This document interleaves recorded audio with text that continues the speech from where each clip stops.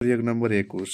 21-এ বলছে 5:3 অনুপাতের উভয়ের পদের সঙ্গে কত যোগ করলে অনুপাতটি 7:6 হবে, হিসাব করে লেখে।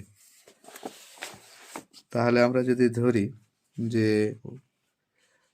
উভয় পদের সঙ্গে কত বলছে, তো এখানে ধরি পি যোগ করা হলো, ধরি পি যোগ করা হলো।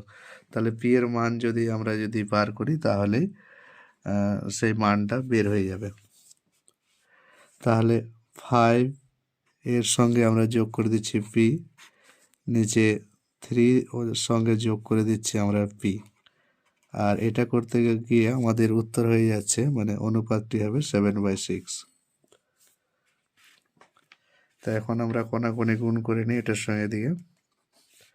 তাহলে 5 6 30 আর প্লাস 6p হয়ে যাচ্ছে সমান, এটার সঙ্গে এটা যদি গুণ করি তো 7 3 21 প্লাস 7p। এখন 6p আর এটা যদি এপারে চলে আসে -7p সমান 21 -30। আচ্ছা, এই দুটো যদি বিয়োগ করি তো -p আমাদের এখানে থাকবে, 6 থেকে 7 বাদ, তাহলে -p থাকলো আমাদের। আর এটার সঙ্গে যদি এটা বিয়োগ করি তাহলে হচ্ছে -9 আমাদের থাকছে।